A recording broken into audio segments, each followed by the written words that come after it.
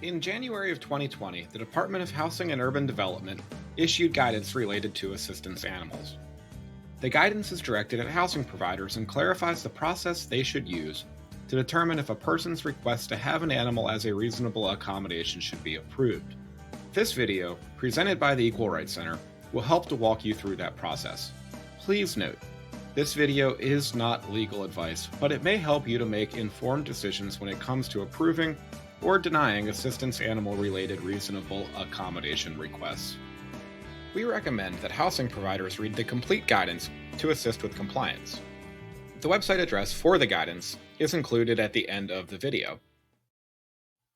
People with disabilities have a right to make reasonable accommodation requests under the Fair Housing Act.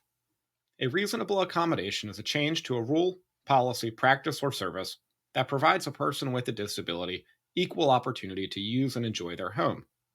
One example of such a request is for someone to keep an animal in their home that would normally not be allowed. So, how should housing providers determine whether or not to approve these requests?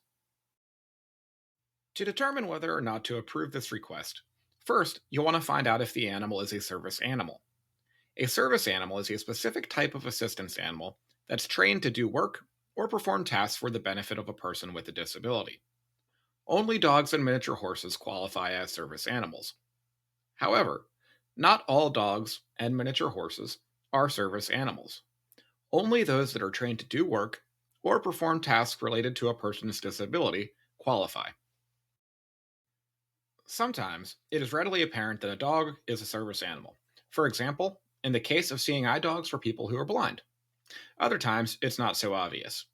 In those situations, you can ask the individual, is the animal required because of a disability? And what task is the animal trained to perform? If the person answers yes and tells you what task their animal performs, then it is a service animal and the person's request to have the animal in their home as a reasonable accommodation should be granted. If the person says that the animal is not trained to perform any tasks, then it is not a service animal. However, it may be another type of assistance animal. An assistance animal is any animal, not just a dog or miniature horse, that works, performs tasks, assists, or provides therapeutic emotional support for individuals with a disability. Always remember, assistance animals are not pets. Residents with assistance animals should never be charged pet fees or deposits, and cannot be subjected to breed or weight restrictions.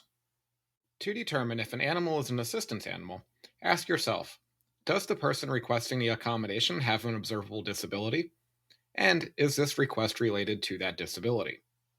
If the individual does not have an observable disability, and you do not already have information regarding their disability, you may ask that the person making the request provide documentation of their disability.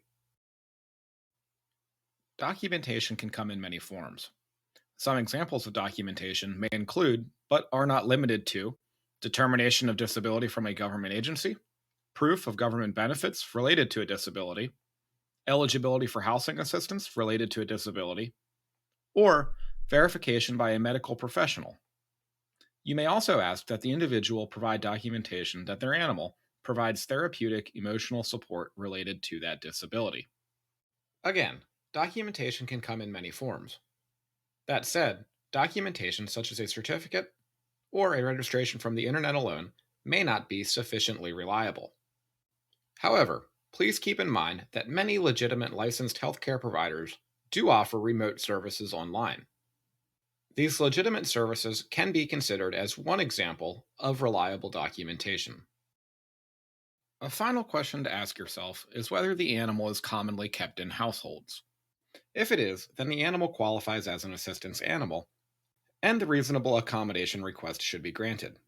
If it is not, then the person requesting the accommodation has the burden of demonstrating a disability-related need for that specific animal or that specific type of animal, and they are encouraged to submit documentation confirming that need. If they do so, then the reasonable accommodation request should be granted as well. In some cases, a person or household will need more than one assistance animal. If an individual demonstrates a disability-related need for multiple animals, or if the household consists of multiple people with disabilities, each of whom requires an animal, then the reasonable accommodation request should be granted. We hope this video will help you to better assess requests for assistance animals in an equitable manner. However, please be sure to read the complete guidance. If you have any questions, please contact the Equal Rights Center. We can be reached by phone at 202-234-3062 or by email at info@equalrightscenter.org. For additional fair housing resources, including a one-page resource specifically designed to walk housing providers through this guidance, please head to our website, equalrightscenter.org. Thanks for watching.